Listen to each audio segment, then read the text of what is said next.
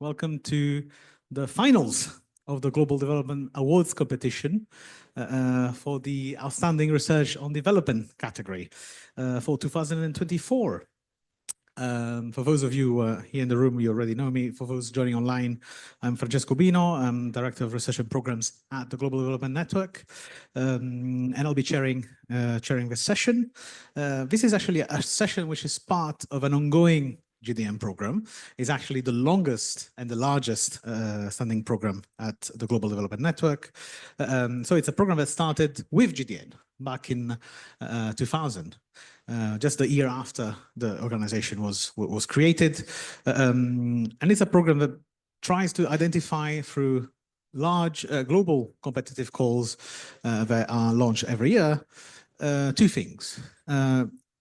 Innovative research projects on development and innovative implementation projects on development. So the idea here is that we need the largest possible community working on development, and we need to identify ideas to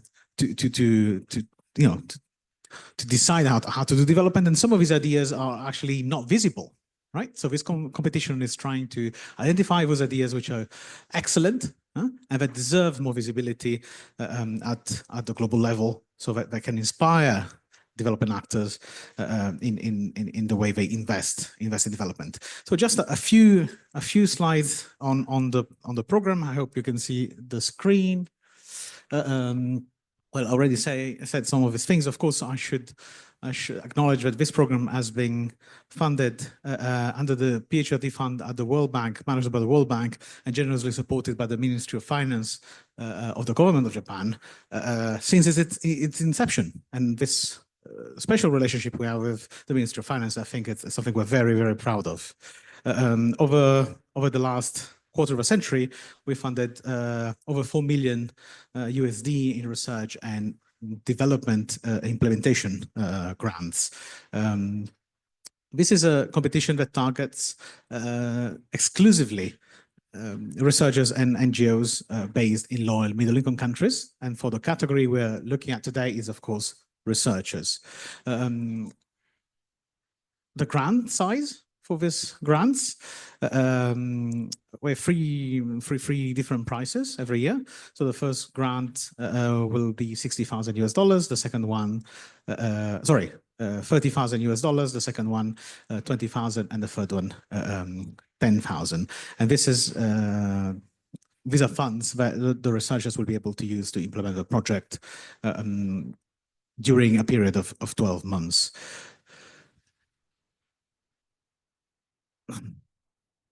Let me see if I can go forward with the slides. Right. We do much more than funding, though. Funding is, of course, a critical bit of the program, but there's much more to this program than funding, in line with like the philosophy of action and of programming of GDN. From the very moment people submit a project, there's a number of opportunities to receive feedback, to access trainings, and people who are selected are not only given the money, but they're also paired with mentors. And mentoring is one of the tools we use across all of our programs. In the case of this program, we also have a few kind of follow-up grants. And in the case of researchers, we give researchers a chance to work with the winners of the implementation category, what we call the connector grant. These are, on one side, an institution, a development NGO, and of course a researcher that work on the same broad topic. And so I think we thought it was important for them to have a chance to work together. And of course, through the years, we've built a network of past grantees. In these specific programs, we are beyond 100 people who have received a grant across the globe. It's a complex selection process because we try to not only to select as to throw our net wide, cast our net wide, but also to provide as much feedback as we can during the selection process. So there's a first eligibility screening where we just identify the complete application, really. And then applications go to a first level review by young and mid-career researchers who give their own feedback to the researchers. This year we got about, and this is the dynamic here is not that of exclusion, but of inclusion. The selection here is meant to include all those who really put some real effort in the project so they can receive feedback from the first level reviewers. The projects are given a chance to rework and improve the project based on this feedback, and then they resubmit. And this is when we go to a second level review by senior researchers who have the task of identifying the 3 projects that really have potential, that really deserve to join the finals. The finals are always kind of a public event. So the jury, the jury session is actually a public event. These are the finals, so for 2024, and the finalists receive a comms training before the 2 days before the finals, so we make sure we level a playing field and everybody has the best possible chance to pitch for the largest prize. The topic for this year, the topic changes every year. It's aligned with Japan's ODA priorities, and there's of course a strong focus on human security-centric approaches based on that. This year, of course, also aligned with the Conference of Sustainable Climate Action for Human-Centered Development. The jury is, we have 4 people on the jury today. Our chair is Professor Yoichi Mine, who's the Executive Director of the JICA Ogata Research Institute for Peace and Development in Tokyo, who's connected with us online. He's also a professor, both in Japan and in South Africa. Welcome, Professor Mine. Then we have Shanta Devarajan, who's a professor of practice of development at Georgetown University in the USA, in Washington, D.C., who should be joining us. We're trying to figure out if there's a connectivity problem with him. He's also the chair of the board of GDN. Yeah? And we have Jean-Louis Acon, you've all met him, the president of GDN and professor at the Graduate Institute in Geneva. And we have Professor Salim Lahman, who's also part of the GDN board and a professor of development economics at the University of Dhaka, Bangladesh, and the ED of SANEM, the South Asian Network on Economic Modeling. What criteria does the jury use to evaluate the projects? The criteria on the screen, we look at the substantive contribution the research makes to a specific aspect and debate on development, the innovative potential of the topic and the methodology proposed, the quality, scientific quality of the proposal, the clarity of the policy relevance of the project, and of course we look at the cost effectiveness, the feasibility of the project in terms of capacity of the team and cost effectiveness of the project. Finally, there's an extra criteria which relates to the presentations we'll hear today, which is the quality of the presentation. Now, these are the 3 finalists. So congratulations to the finalists to making it to this final step. So we have one finalist, Cynthia from Kenya. We'll hear more from her in a second. We have Dereje from Ethiopia and Irene from Indonesia, all looking at different aspects of climate and decision of climate and human-centered development. I think I'll stop here. I'd like to invite the chair of the jury, Professor Mine, to give a few welcome remarks. Professor Mine, the floor is yours. Oh, thank you. Thank you very much. Do you hear me? Yes, clearly. Okay, so good afternoon. I'm Yoichi Mine. So let me have just a couple of minutes to greet all of you. I'm Executive Director of the JICA Ogata Sadako Research Institute for Peace and Development. I am honored to join this competition as the chair of the jury. So let me share a few words with you. First, I'd like to extend my sincere appreciation to the organizers of this Global Development Awards competition. So all participants and GDN board members and President Professor Jean-Louis Acon and everyone, thank you. And GDN has always been leading the trend of the times. And the theme for this 2024 award is, as you all know, Sustainable Climate Action for human-centered development. So today, climate change poses unprecedented threats to human security. So climate-related natural disasters such as heat waves, droughts, and floods are becoming more widespread and intensive. So to protect people's lives, livelihoods, and dignity from the adverse impacts of climate change, the international community needs to work harder than ever to realize human security. So in recent years, geopolitical rivalries and tensions are increasing worldwide. In a recent meeting, important meeting in JICA, and His Excellency Mr. Chaba Korosi, the former president of the UN General Assembly, said that international cooperation is becoming crucial for the proper management of global commons. Even though geopolitical competitions and polarization strengthen a zero-sum game mentality. So it is critically important for us to promote such cooperation by supporting research projects proposed, initiated by promising young scholars, especially in the global south. So with 20 years of continuous implementation and engagement, the Japanese Award for Outstanding Research on Development has been successful in promoting high-quality research on development issues. So many of the winners in the past made significant achievements and contributions to the GDN's mission using the prize and the GDN's mentorship effectively. So I'm very proud of these achievements. Finally, on behalf of the Japanese Ministry of Finance, which is the sponsor of this award, I'd like to thank all applicants, especially the finalists. So I also would like to thank distinguished members of the selection committees for your commitment and dedication. So now it's time to move on to the competition. Thank you very much. Thank you.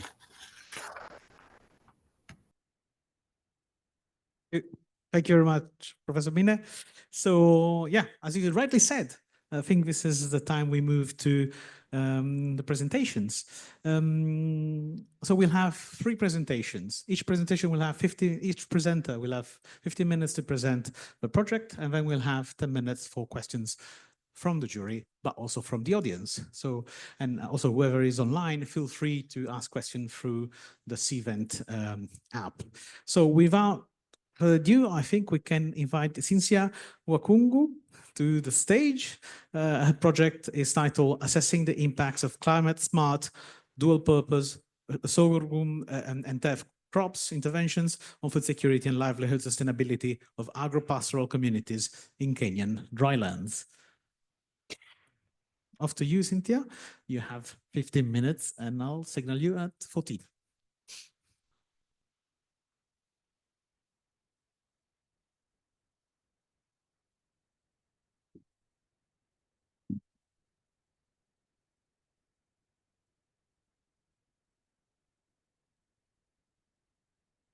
Thank you so much. And thank you, Francesca, for the introduction. As you've heard, I'm Ms. Cynthia Nafula Wahungu.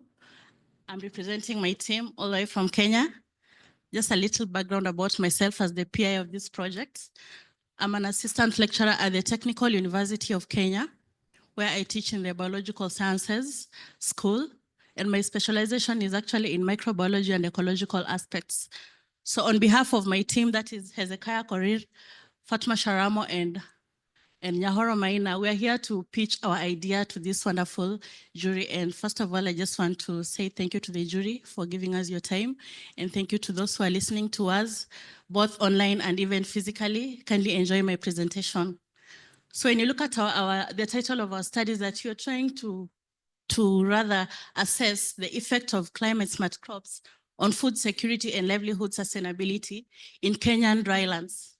So before even I go into the presentation of our work, I like to just jog your mind a little bit for a period of like 30 seconds and just pose a rhetorical question. You don't have to answer me.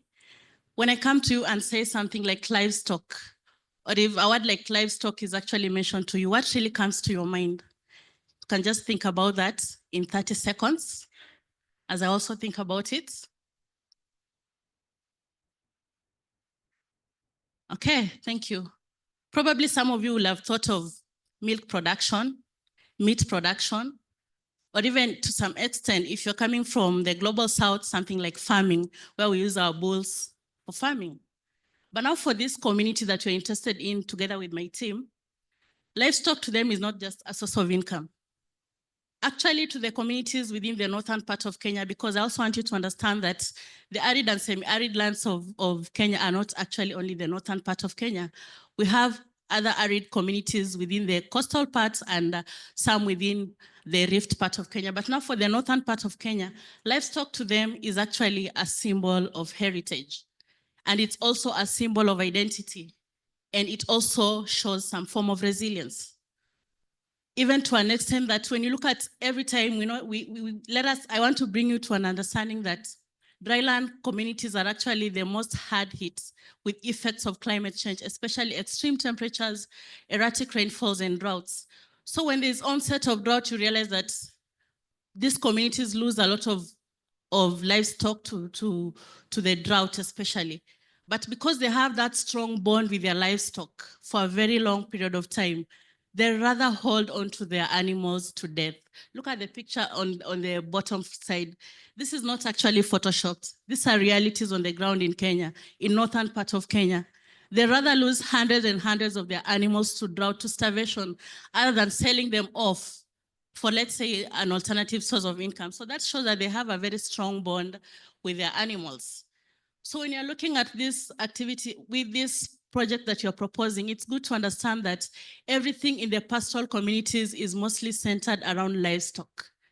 In terms of livelihood, sustainability, food and feed security, they center everything around the livestock. And this is the narrative that you're trying to change as experts in this time of climate change. So to just build the narrative of my work, then you realize that, as the way I've told you, pastoral communities actually depend heavily on livestock for food and income generation. But in these times of climate change, the way the climate change is biting so hard, there's a lot of disruption to their traditional livelihoods, in the sense that when you get things like increased temperatures, erratic rainfall, and drought, you realize that their livestock are likely to be lost even to a larger percentage. So the key challenge here is that there's always reduced livestock productivity when it comes to climate change impacts within the northern part of Kenya. And this is because with climate change, there comes limited resources in terms of water, in terms of food, and pasture. Pasture, because again, I've told you, livestock is very close to their heart for this community. Hence, the need to actually look for other alternatives, sustainable solutions. What you're talking about, resilience in these communities. So what are some of the adaptation strategies that have been introduced in these communities for the past approximately like 15 years? Most of them have centered around climate smart agriculture. And this is where we are basing our studies. So when you look at the northern part of Kenya, you realize that climate smart crops are trying to be introduced within these communities, mostly the sorghum, the teff, and bracharia grass. But for the purposes of our study, we're interested in the sorghum and teff grass because bracharia grass has mostly been introduced in the Ethiopian part, which is also ASAL, but it's not part of Kenya. But now when you look at our study area, which I'll just introduce to you, realize that sorghum and teff have actually been introduced in those communities as interventions towards climate change effects. So when it comes to an idea of introducing these crops within the ASAL communities, then that is where we bring in the idea of agro-pastoralism, where now we are trying to change them from this idea of thinking that they can only be purely nomadic, but actually they can combine both crop production and animal production to ensure that they diversify their livelihoods. So that is the basis of agro-pastoralism within the northern part of Kenya. So then our research question is, how do these climate smart dual purpose crops, they're climate smart because they have tailored in a way that they are drought resistant. How do these interventions then contribute to food security, environmental, social, and livelihood sustainability within the ASAL communities of Kenya? So in addressing this challenge, then our problem actually centers around the issue of rising food insecurity and unsustainable livelihood. We are asking ourselves, we are still experiencing rising food insecurities within the northern parts of Kenya, and they're even still relying on relief foods. And yet these interventions are being introduced by either governmental bodies or NGOs for a very long period of time. So that is where our need comes in to assess the effectiveness. Are they really effective in combating the effects of climate change within the region? So the issues that we'll be addressing as we try to solve this problem will be centered around food and feed security, livelihood sustainability, gender inclusivity, and environmental sustainability. So then what do we intend to do as a team? So we intend to assess the community perspectives, because where are they experiencing rising food insecurities, and yet these interventions are being introduced? What are their attitudes? What are their knowledge levels in terms of in terms of crops being introduced into their region, something they are not used to? We also intend to evaluate the impact of food and feed security, the impact of these interventions on food and food security, economic sustainability, and how the women and youth are being involved in this change of their lifestyles. And also want to examine resource utilization in terms of environmental sustainability. So what do we intend to do? So I've been talking about the northern part of Kenya, but our study is not going to cover the entire northern part of Kenya. We are going to look at Marsabit and Isiolo counties. Within northern part of Kenya, we also have Garissa County, but you're not going to take our studies there. Our studies are being centered on Marsabit and Isiolo counties, and we'll narrow down to the words. Why Marsabit and Isiolo counties? For this particular intervention, the teff and sorghum grass, they have actually been introduced in mass amounts within Marsabit and Isiolo counties compared to Garissa and another county. And these both counties actually are part of the ASAL communities, and they practice semi-nomadic kind of pastoralism or other lifestyle.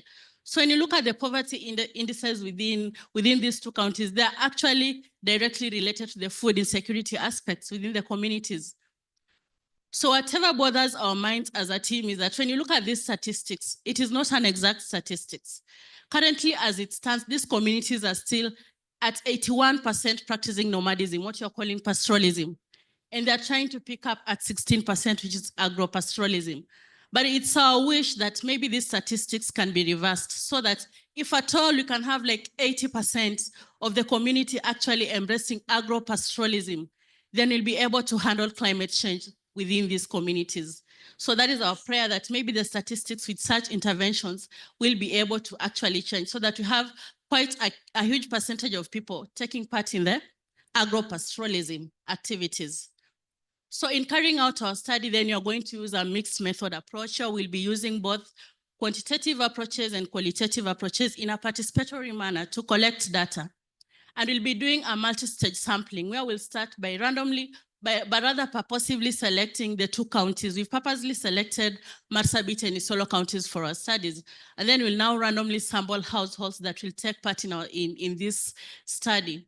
So we'll collect data using three tools, that is household survey, focus group discussions, and we'll also use key informant interviews. So the household survey data will actually cover the quantitative aspects, and the FGD together with the key informant interviews will actually cover the qualitative aspect. Here we'll be analyzing them in mostly thematic approach. So when you look at our study, then up to this far, you realize that our interest is actually centered on 5 key areas. And so some of the assessment indicators that will enable us to achieve our study is that we'll be looking at, we want to assess community knowledge and perceptions. We just want to know how much aware are they in regards to this intervention. When you look at the food and feed availability, are they seeing any changes in crop yields? Are they seeing any improvement in the availability of feedstock?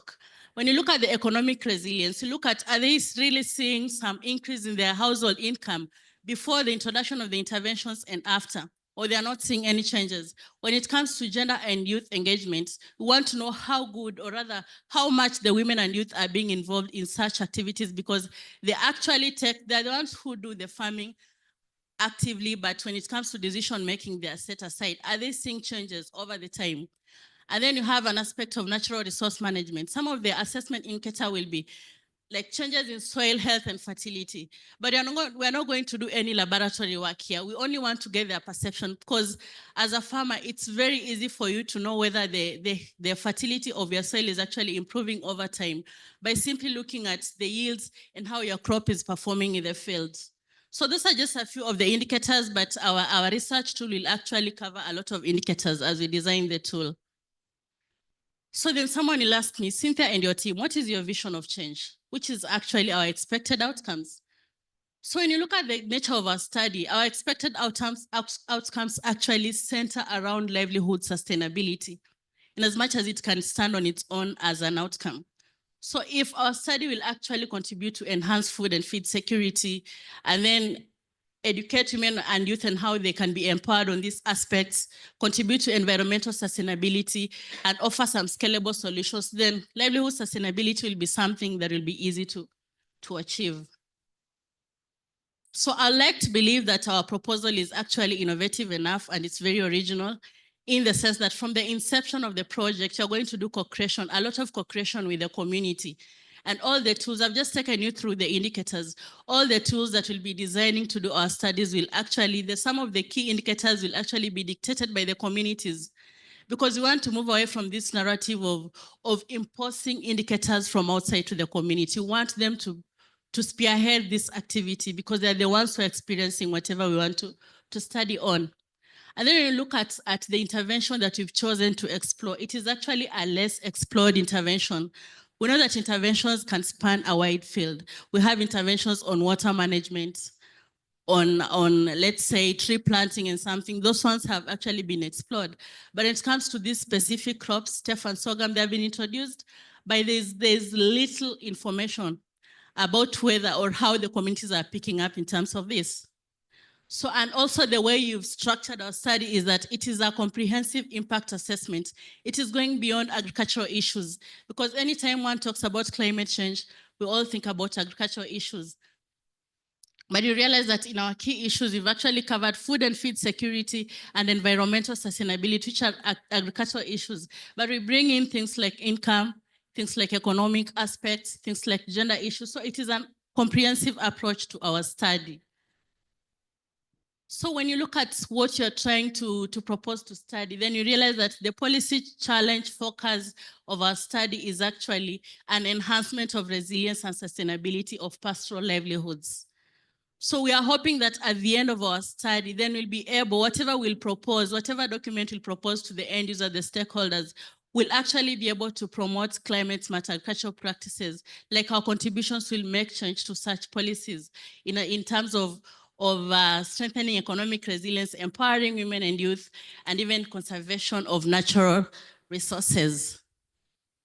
So I'll just leave you with one quote that at this stage where we are in terms of climate change, resilience is not an option. It is actually an obligation of each and every one of us. And as the way Nelson Mandela said, it always seems impossible until it's done. Who knew 20 years back that a plant will actually sprout out of northern part of Kenya? But here we are talking about crop production in northern part of Kenya.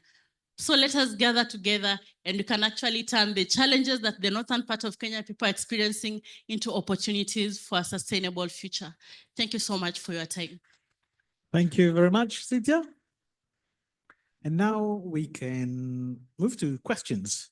Now I turn to Salim and Jean-Louis, and of course, Minasan online. Questions?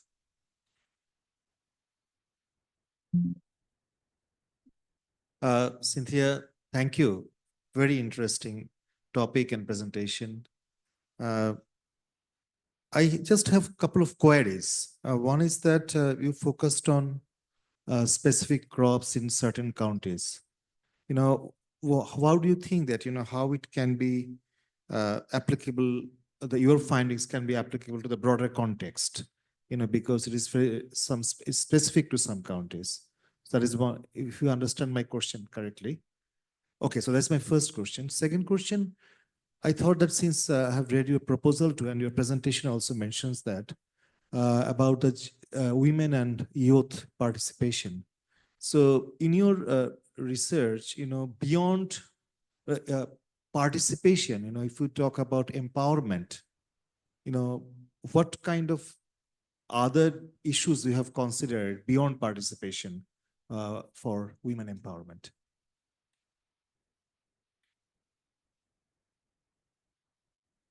Want me to ask the question before she answers? You want to let her answer? Two questions? Okay, so we'll combine the two together, then we'll combine the two questions together. So I just have a question in terms of, so I mean, you want to look at the impact of these climate smart interventions on various outcomes. And what was not clear to me either in the both in the in your proposal and in the presentation was how you're setting up the counterfactual. You're comparing what to what? Because if you want to look at an impact of something, you have to compare people who are adopting or are using those climate smart crops to people who are not. And that's how then we're going to measure the impact. So I just wondered if you could go into a little bit more detail on how you're going to do that, especially from the quantitative standpoint. Thanks. Thank you. Professor Mina, any question from you?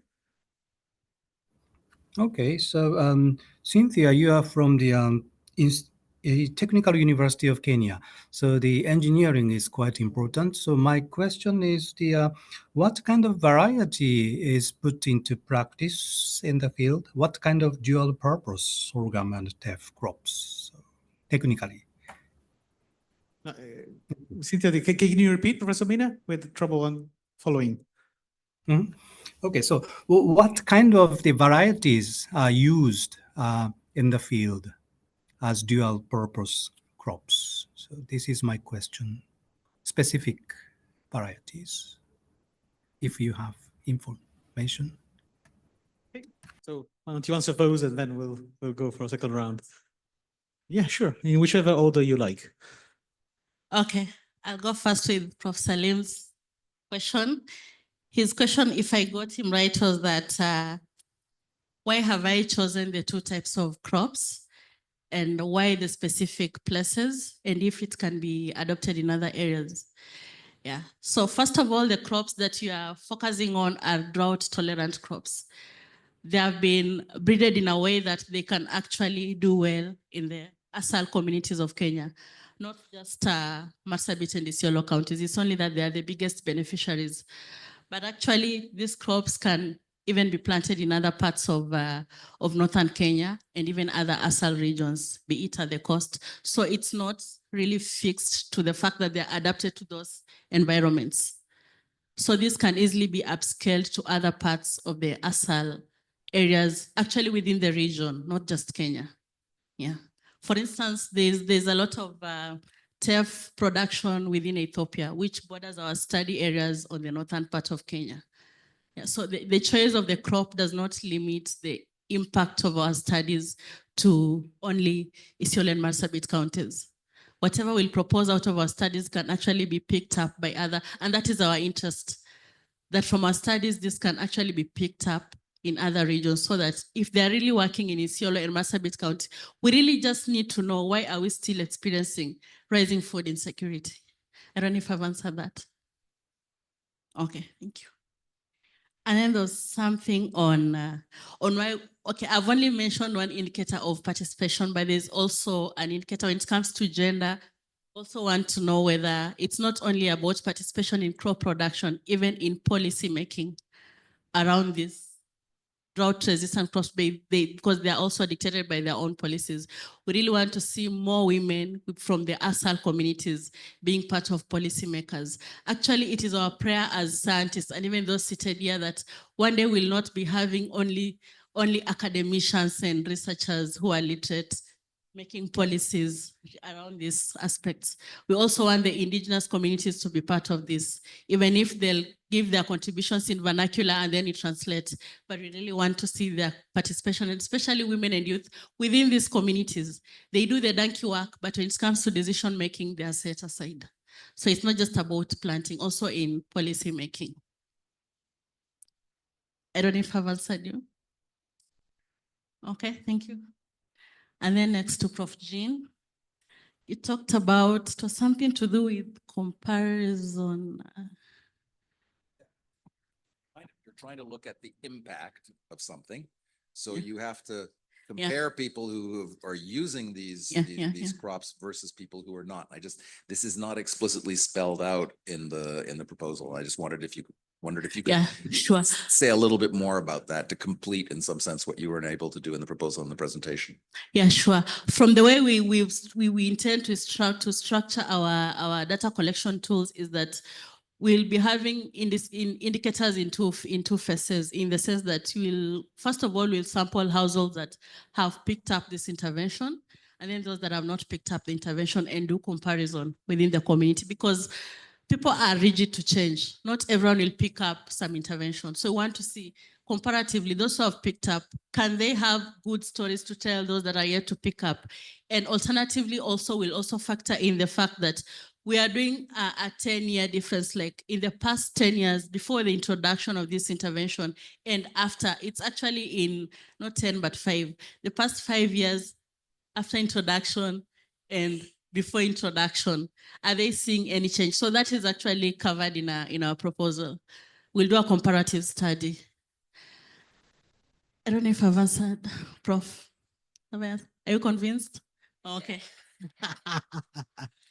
And then for Prof online, interestingly, I'm dealing with professors. Okay, for Prof online. Mina. Prof. Mina, you inquired about the varieties. Yeah, there are specific varieties. These are not actually local varieties. We have improved varieties that have been bred specifically to fit those climatic conditions within the northern part of Kenya. Yeah, so there are varieties that have been bred and they're being introduced, especially these projects are being spearheaded by the Kenya Agricultural Livestock and Research Organization in Kenya. So it's actually the institution that is breeding these seeds that have been tailored or engineered to fit the drought conditions within the ASAL communities in the region, not just within northern Kenya. I don't know if I've answered you. Only Professor Mina can tell us.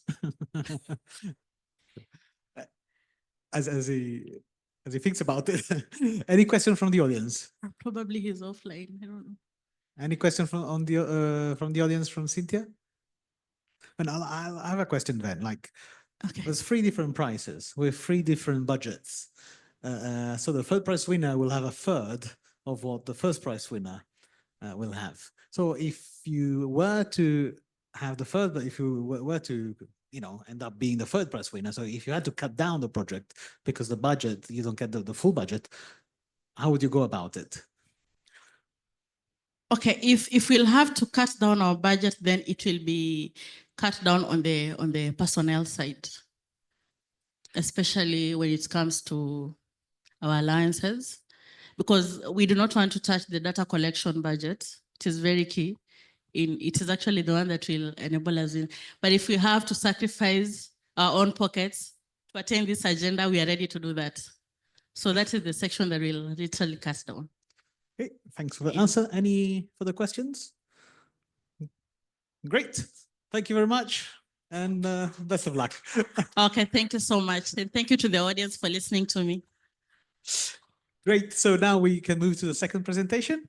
So our speaker is from Ethiopia. His name is Dereje Amene Imam, and his project is titled Deconstructing Silos, Building Bridges, a multi-epistemological approach to examining synergies between indigenous and scientific knowledge for effective climate change adoption strategies within the Ethiopian agrarian context.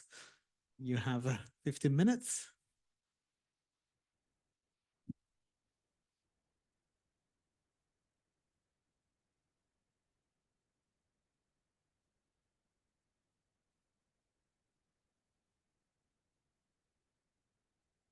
Okay. During one of my field days in northern Ethiopia, while working on the UNDP-funded Gender Climate Nexus project, I met Aster, a female farmer whose story I still carry with me. She stood in the middle of her barren land. The soils were dried and lifeless. The rain she had once depended on hadn't come for years. Her voice trembled as she spoke about her fears. It was not just about for her crops, but for her family and for her community. Aster's plight reminded me the stories from Beyond Borders documentary film, which was directed by Angelina Jolie, where climate refugees in Ethiopia shared how they left everything behind in search of survival. But Aster's was not beyond the border. She was still there. Imagine, she said to me, watching your homes, your future, and your hope turn to dust. Indeed, during my whole fieldwork days, I have realized that Aster's story is not unique. It is shared by countless farmers across Ethiopia.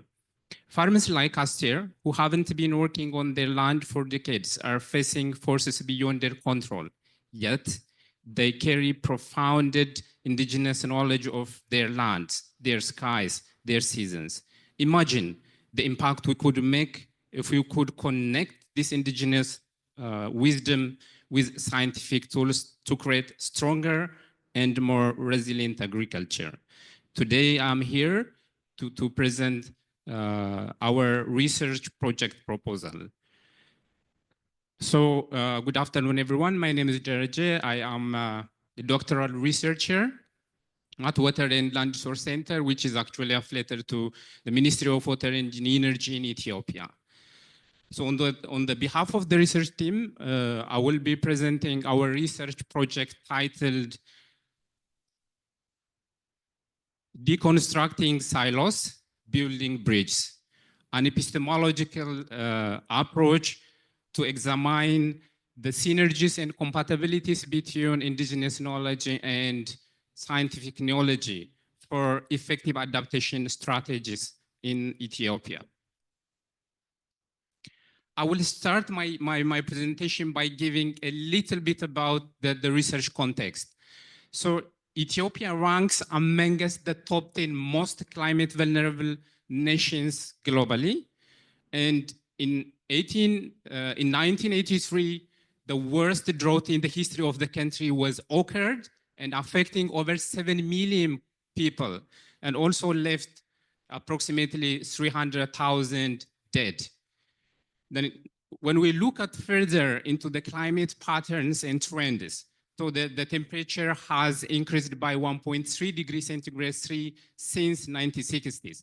And it is also, projected to increase by 2.4 degrees centigrade by 2075. So this climate change problem has posing a lot of problems on different sectors. It's affecting agricultural sector, it's affecting the water sector, it's affecting the livestock sector, it's affecting also the health sector. For instance, the crop yield of the country was declined by 20% compared to that the country had before a couple of decades. And also, both the surface and the groundwater has been depleted in terms of quantity and quality. And also there is an increased risk of pest outbreak of, for instance, in the 2020, there was this locust invasion in East Africa, destroying and damaging crops and pasture lands, and putting over 8 million people food insecure. So if it is the problem, then what are the current initiatives that are in place to deal with the effect of climate change? So there are multi-level actors really engaged in dealing with climate change, the impact of climate change, including those actors from a government side, those actors from international donor side, NGOs, and also CSOs are really engaged in dealing with climate change. The scientific community are there, still indigenous knowledges are still trying to adapt the changing climate. But still, the problem is still there. So why are the current initiatives failing to address the problem of climate change? So what is the missing link? So as you know, there is this, the question of how to develop or the best effective climate adaptation strategies. Some of the scientists say that scientific knowledge is the best way to develop effective adaptation climate strategies, and others say no, indigenous knowledge is the best source to develop effective adaptation strategies. So here we have two different and two different two different opinions. So here, on one side, there is an emphasis on the top-down scientific approach, which is usually sidelining local knowledge, and some scientific solutions lack practical relevance. Some researchers say that some scientific solutions also lack community acceptance, and also indigenous strategies often regarded as sometimes unscientific, and usually scientific knowledge persuaded on larger scale, not in a very refined and in a small scale. So the problem here is that there is a disconnection between policymakers and community needs. So what could be our contribution in addressing these missing links? So as I told you, there are, some knowledge gaps and also practical gaps that we really need to intervene to address these missing links. So there is a limited empirical evidence on the synergies between indigenous and scientific approaches, and there is no integrative framework developed so far. I have seen some of the literatures were trying to see, what are the possible synergies and trade-offs between these knowledge domains, but I haven't seen any literature which tries to develop a kind of new integrative framework. And practically, the practical gap, most climate models are developed in Western context without taking into account the local context. And there is clearly a misalignment or a disconnection between this policy, scientific knowledge, indigenous knowledge, and practice. So what do we propose? First, we want to explore the existing climate change adaptation practices rooted in both knowledge systems. And then we will be assessing their effectiveness. And in the second stage, we will investigate the compatibilities and synergies between these knowledge domains. In the third stage, by combining the findings from Objective 1 and Objective 2, we will be trying to develop a new integrative framework. So, and in the fourth, we will be addressing also these power dynamics issues when we just try to develop this new integrative framework. So what are the guiding theories? Our research will be guided by three different theories.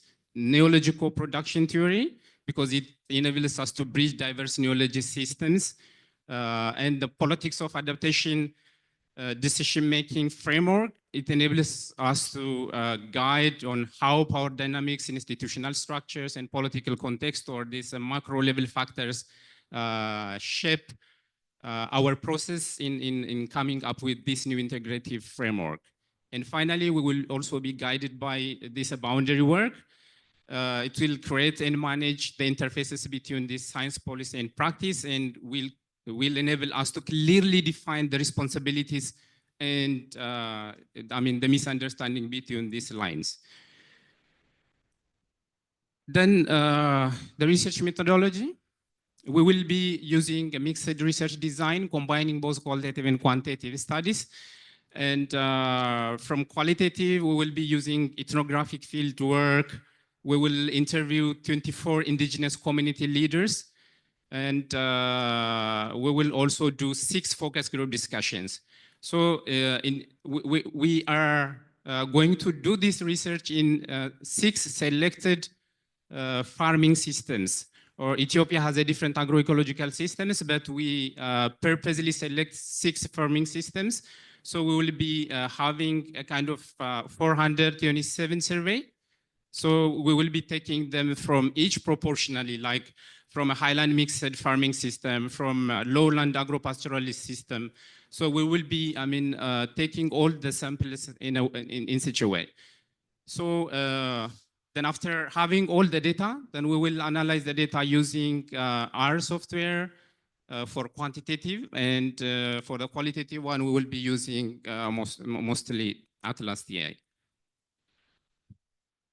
So here clearly we structured like how we are going to address the first research question: what will be our data source, the data instrument, analytical technique, and softwares that we are going to use. For instance, to address the first research question, what are the existing adaptation practices that are rooted both in both neology domains.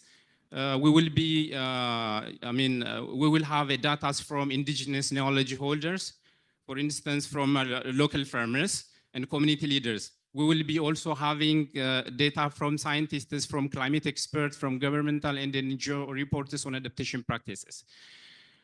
Then we will do semi-structured interview. We will do focus group discussion. And for the document part and for the reporters, we will do also this document analysis. So for the second, third, and fourth research question, for the interest of time, then all of the methodologies, the instrument and analytical techniques are there.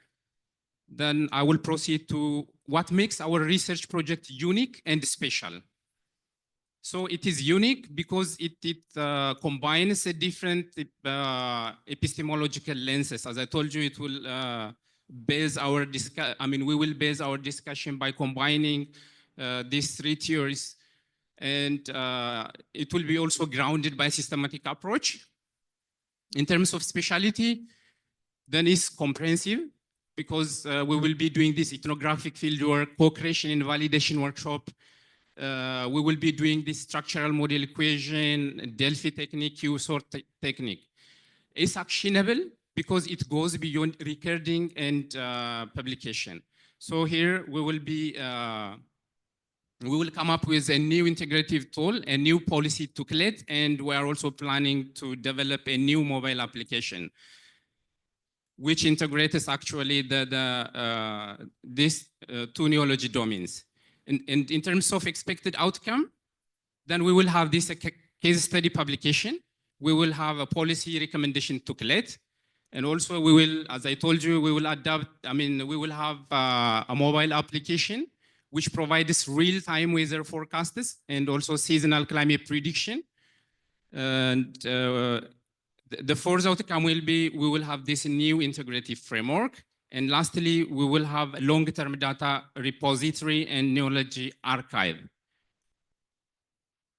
So this is the impact that we are expecting to have at the end of the project completion. In terms of environment, through this new integrative framework and through the policy, then we are hoping to influence or to enhance biodiversity conservation. We're hoping to reduce carbon emission, and we will contribute for also ecosystem restoration. And in terms of social impact, we are also hoping to empower the community. In terms of economy, we're hoping to increase agricultural productivity. So this brings me to conclude my presentation. As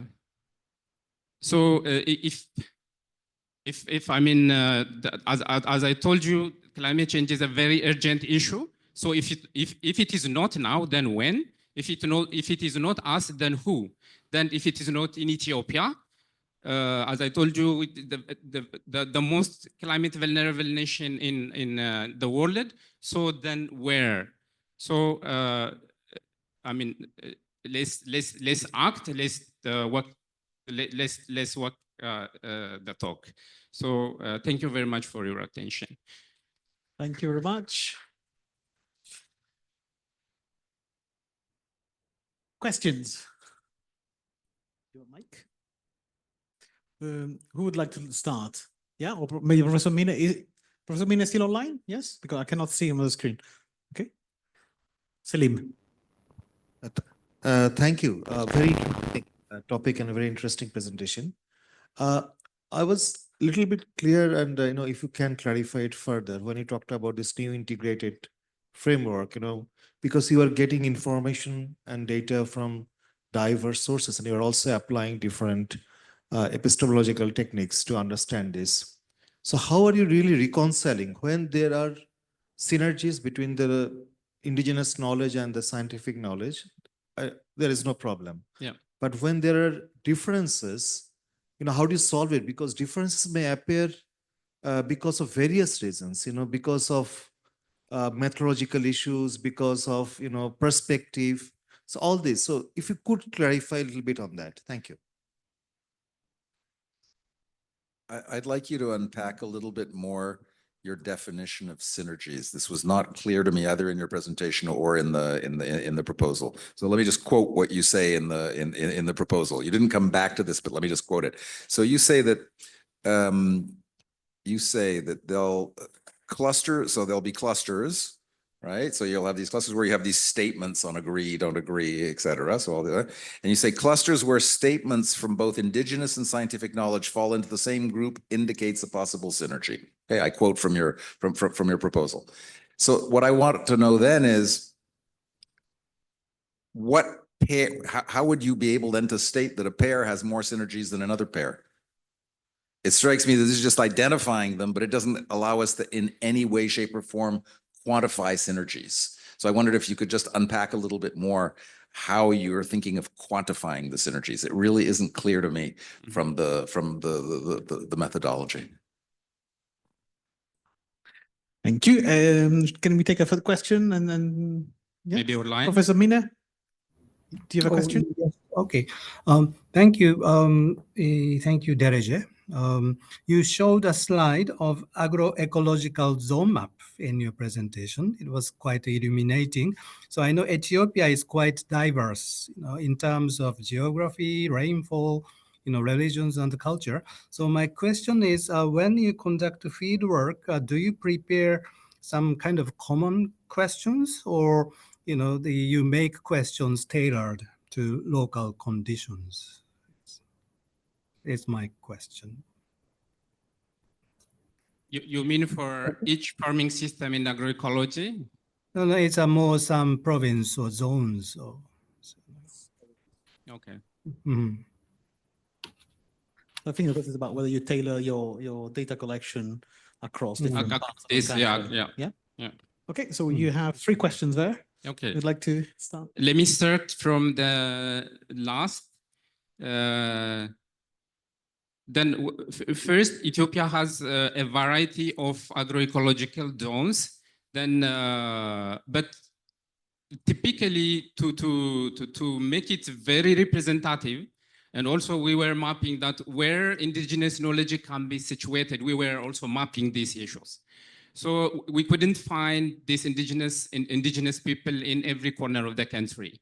So what we just did was we just mapped where we can get all those indigenous peoples. Then we come up with finally from all these 6 farming systems and agroecologists, we just come up with a kind of a number of samples to be included in our study. So we'll not be going, in different corners, but we really, targeting those people, those areas where indigenous peoples live. So that was our criteria. Did I answer your question? The quick question: what the definition of indigenous, people? The definition of indigenous people. Yes. Yeah, we try to operationalize the definition. Actually, there are a lot of definitions, but in terms of our research context, we try to operationalize the definition in a way that it's a kind of cumulative body of knowledge, which is accumulated over time, over centuries. It could be like beliefs, practices, that those indigenous peoples have when they interact with their environment. So this is the way we define actually indigenous knowledge. Okay, thanks. Thank you. And to the second question, Prof. By training, I'm an institutional economist, and I was really trying to figure out how can I quantify synergies. But the closest methodology that I find is just having this Q-sort technique, so that I have a different clusters. Some people may say some groups may, for instance, sort this. There is a kind of synergies. Some others may not say. So I want to just bring in. There is also a next step that I will be. Going through I will be using a Delphi technique, then that will be like whether will be further refined by workshops, whether those synergies that are already sorted or identified by those clusters are really like in iterative process. We will just continue refining, like it's not a kind of like quantification, because synergy couldn't be like, we don't have any indicator to quantify synergies, but we will have like a proxy indicator. So that proxy indicator is already labeled as like a kind of like Likert scale. So that will be further refined in an iterative way with co-creation workshop and also validation workshops. So that is the plan that we are going to do our research. Sorry, what was that? Differences. The difference? How do you deal with, how do you resolve differences? Yeah, exactly. And There is contradictions. obviously there is this power dynamics. So what we really want to do is just we will have these co-creation workshops. Then that's why I was trying to mention a bit about like combining a different theoretical frameworks to be guided by, I mean, to have like to solve such power, to address such power dynamics issues, because these peoples are always, I mean, policymakers are here, scientists are there, indigenous peoples are here. So they have a different, like, I mean, different disciplines and ethics and their own ideas. So bringing them together to have a kind of like a new framework is really difficult, because I mean, power is in play there. So, but we will try to just, I mean, have such a kind of like workshops and like co-creation workshops, and we will orient all participants during our workshops, like we will brief them that how we are going to do this, and the benefit of this co-creation, the benefit of this new framework, or the mobile application that we really intend to introduce a kind of. Then I think we will try to solve that power dynamics issues. Okay, thank you. Any questions from the audience? Anyone? No? Well, thank you very much, then. Thank you.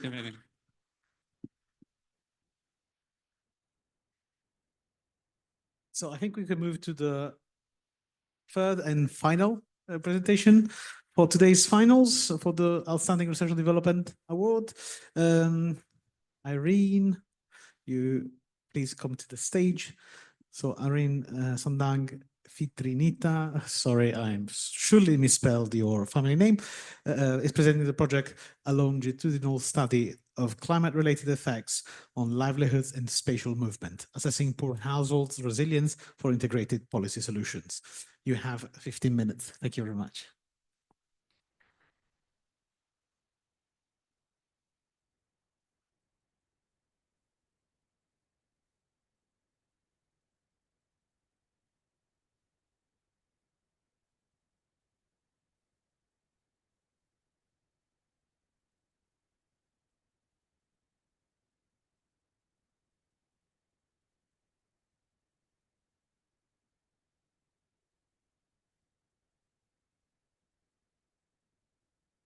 Okay. Thank you very much, Francisco. So good afternoon, judges and all audience. My name is Irene. I'm from Indonesia. So I'm here representing of School of Strategic and Global Study. I'm from University of Indonesia. So my research is about how the coastal community, especially for the poor household, manage their livelihood to gain, to protect their livelihood from the sea level rise. So before next to the slide, I want to ask you, can you imagine if your homes and your neighborhood change drastically just in a short time? Okay, so I want to show you this picture. So it was taken in 2017 in the coastal village in Indonesia. As you can see, the children were playing on the ground joyfully. And at that time, people still can enjoy the lush and also the serene landscape with the river flowing through the village. But what happened in the next 5 or 7 years? This is meet Ibu Rumaida. She is a grandma and she lives with her 2 grandchildren. Every day, 24 hours, they live surrounding by the water. And her grandchildren, when they want to go to school, they have difficulties. And they can't go to school unless they take or borrow a boat from their neighbor. And we also find that women in this village reluctant to having children just because they cannot imagine the difficulties giving birth in this situation and they cannot access the hospital. Ibu Rumaida also tell about how he need to rely on someone to bring a clean water to their house. So what happened actually?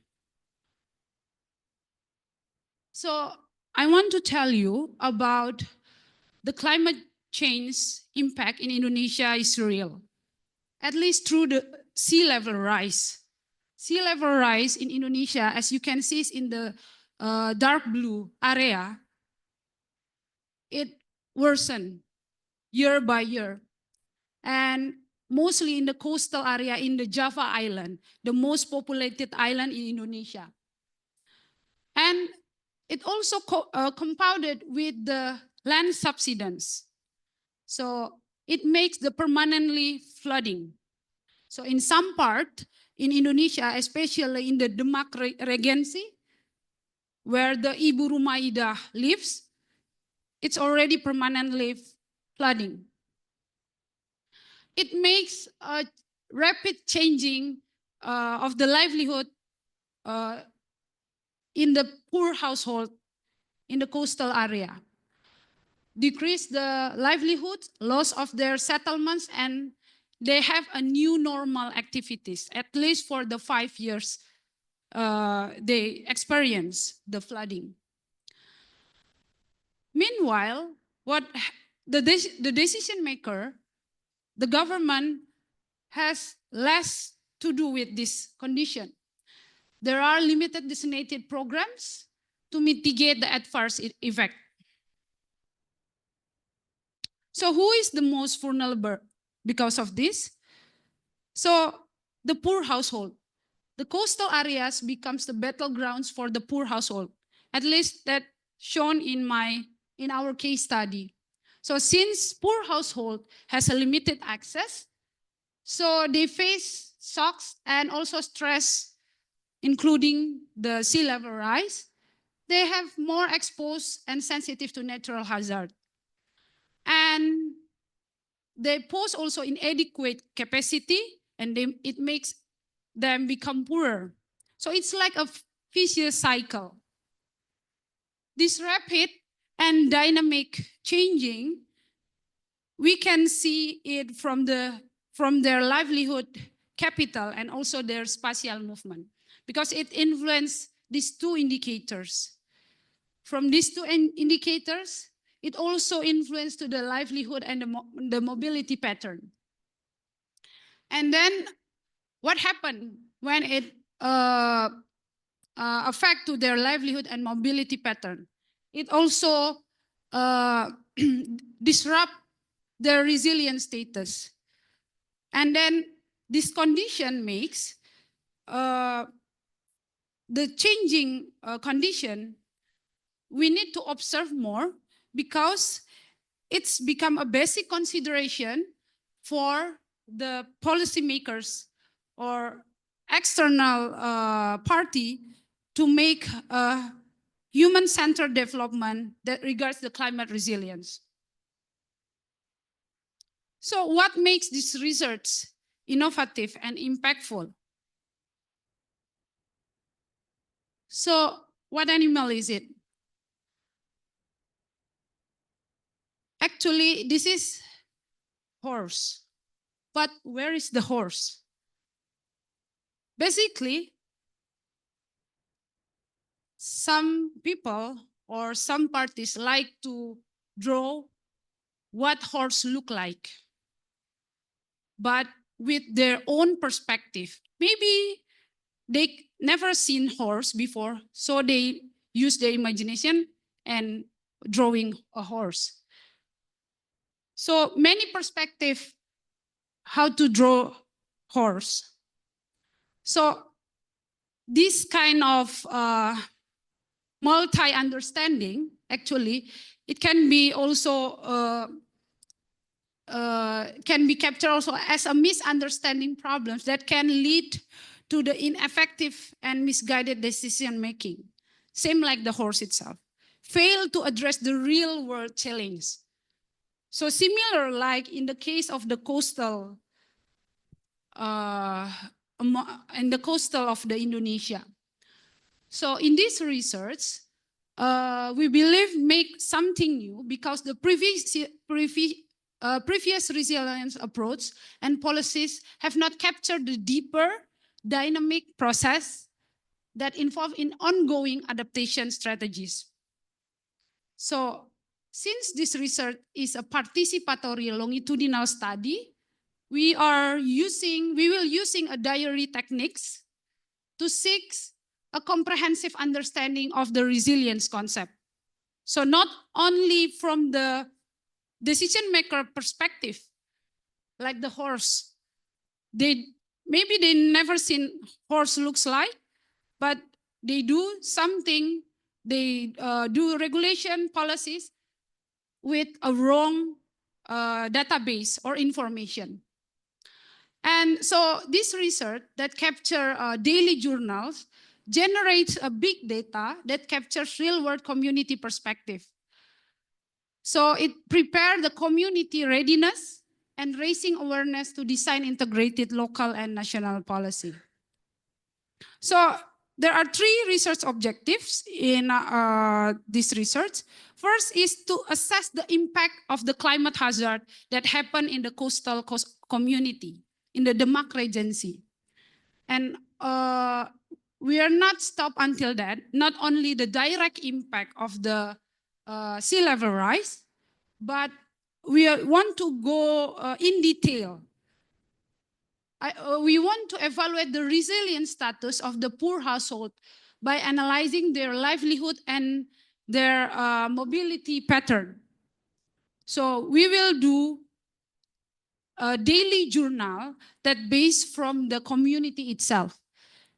And the third objectives, we want to identify the potential improvement, especially the integrated policies between the poverty alleviation, disaster management, and also the climate change adaptation. How we will gain this research objective? So for the first research objective, since we want to know the impact to the community, we like to conduct the in-depth interview and also the focus group discussion. Meanwhile, for the research objective number 2, we will do the participatory daily journal. We will choose the poor household representative, 6 until 8. They will take a note, they will take diary for their livelihood activities and the spatial movements. And the third objective, we will do a literature review, the focus group discussion among the decision maker, and also expose and disseminate our first result. And this is how we will engage to the people. We will use, this is a sample of the form. So we will use the form that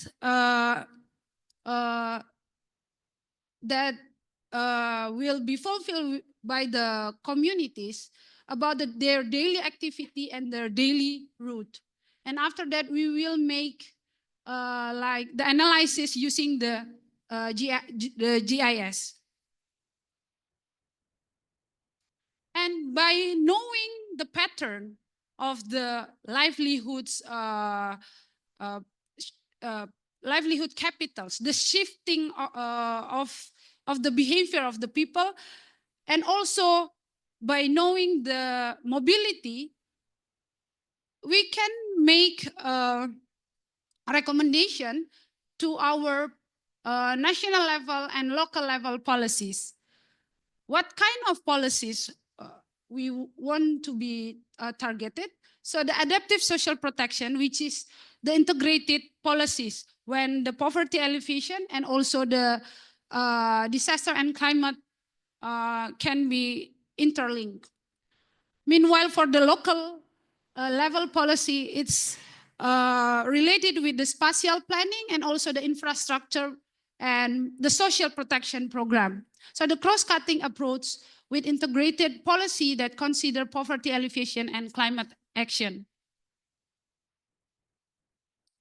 So this is the timeline that we will do all the research, mainly focus on the 6 until 8 months, observing the community doing their daily journal. So we believe that we can do this research since our team is a multidiscipline background, so it can enrich our research and also the result. So in the last slide, you can see this picture. This picture is a home. There's still dwellers in this home. People still live in this home, but doing still with their own coping mechanism to stay or to live in their home by having the bridge from the public street to their home. They build it by themselves. So, but the problem is there's still less intervention to them. So humans continuously adapt to their surroundings, but we think that the right policies empower and dignify them, fostering greater resilience. So thank you very much. Thank you very much. Now, questions. Who would like to start? Okay. Thank you, Erin. Very interesting. Like the two others, what we've heard today. I have just a few points for clarification. One is that the methodology, the daily journal and daily data, and then you were trying to gather a big data. Now, how do you really make sure that the participation from the community is sustained? Because it's a kind of heavy demanding, because, and it can be unpredictable. And second point is that there can be some external risk factors like, any natural disaster, and that can affect your data collection. So, how do you, we haven't heard anything about that. So what is your take on that? Thank you. I have a question on the data collection as well. So as a quantitative person myself, I enjoy seeing people thinking of doing longitudinal qualitative stuff, but it isn't that qualitative. It ends up being quantitative as well. Okay, so this is the sort of stuff that it reminded me of stuff that people do in quantitative sociology, for example, where they follow people's employment over time and maybe over longer periods of time than this, over several years. So I just have a very simple question. I think in the proposal, I was going back and looking at it. I think you said you wanted to have 10 households that you were following. And I think here you said 6 or 8. So I was wondering where does that number come from? What's the power calculation that you did to come up with that number? I would have thought you'd have needed a lot more to say something, kosher, halal about these households. Thank you. Professor Mina, do you have a question for Irene? Yes, Irene, thank you for the presentation. I think the gender aspect is important in every research proposal. So you chose housewives as a major target of research. So it's good, but could you explain why you chose housewives as your target of research? Apparently, it's not because of their vulnerabilities, but because they are beneficiaries of social protections. Okay, so could you explain a bit more about your choice? It's my question. Thank you very much. Very clear. Irene, back to you. Okay, thank you. Thank you, judges, with the question. So I will answer for the first question about the daily journal. Yes, how to make sure. So before we let the community or the representative community take their note, of course, we need to do some training to them, small training, not only to them, because in the proposal, I also said there's a coordinator, like field coordinator, that will gather the data collection in weekly data collection, and then we will manage the routine observation, not only to the community, but also to the field coordinator. So it's like a layering observation. So that's first. So we will train the field coordinator and also train for the community itself. So I believe there's also maybe the first month there must be some error or the mistake of doing the notes. So we still have time to improve what they will result for the note from the daily journal. So the external risk, yes, because it is ongoing event. Even now, still the condition is worse. I mean, like I came to this village early, like February, and then I came again in August.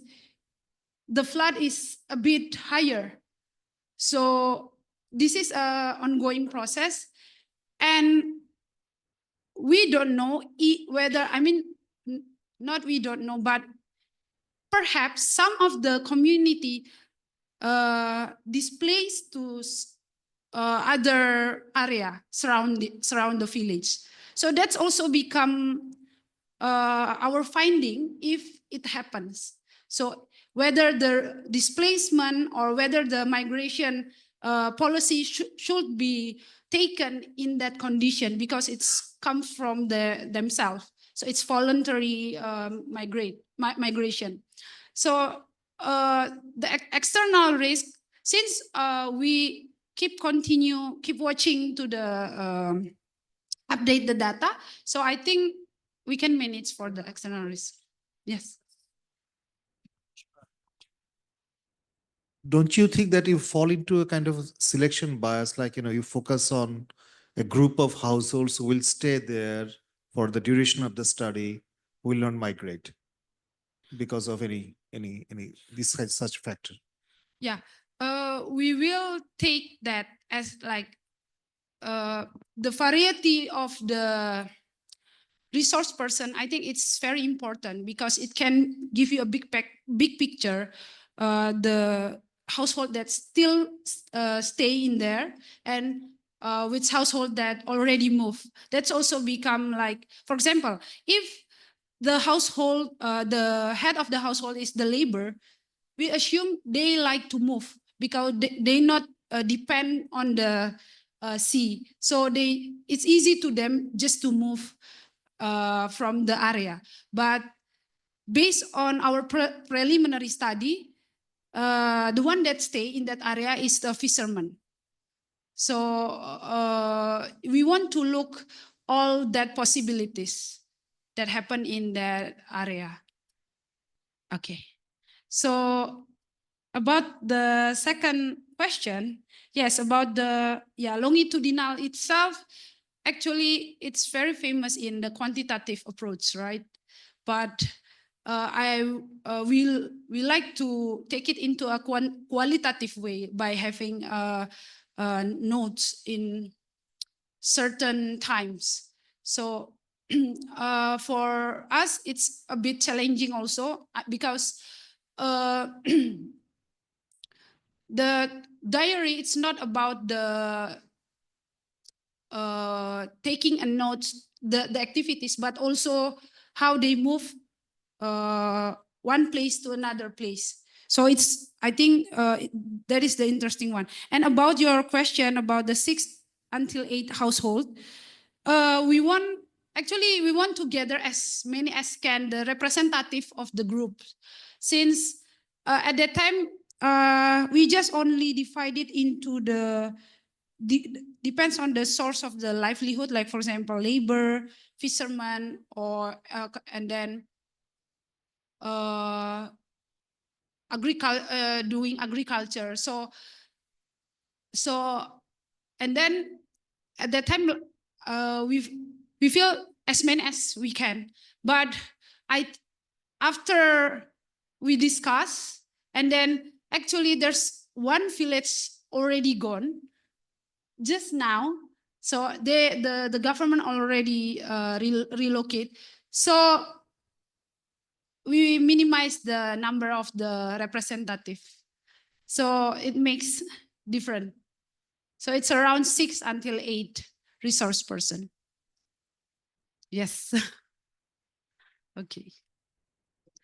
Oh yes. Yeah. Why housewife?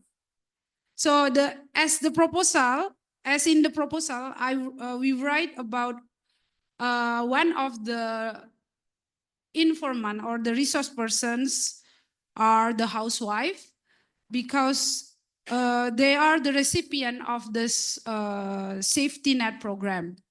Not only that, because this has housewife in Indonesia culture, they manage all the things at the household. So, for example, the father just go as a fisherman. She go to the sea, but all the things that manage in the house are the housewife. So I think it's become the focal point in the household if we want to strengthen the household resilience or the resilience among the poor community. Yes. Okay. Thank you very much. Thank you very much. And I think we've run out of time, so this will have to be it. So thank you very much again to all 3 of our finalists. And now what's next? Now the jury will actually meet right after this session. We'll have a session in a separate room, and we will be discussing both the proposals and the presentations, and we'll be deciding how many of the researchers will get an award and who will get which award. And of course, the results will be announced in the closing ceremony, the award ceremony on the last afternoon of the conference. So see you there for the results, and see you tomorrow, same time, same place, for the finals of the Most Innovative Development Project Award, so the implementation side. Thanks, everyone. Thanks to the jury. And Professor Mine will reconnect you in the other room in just 10 minutes. Thank you.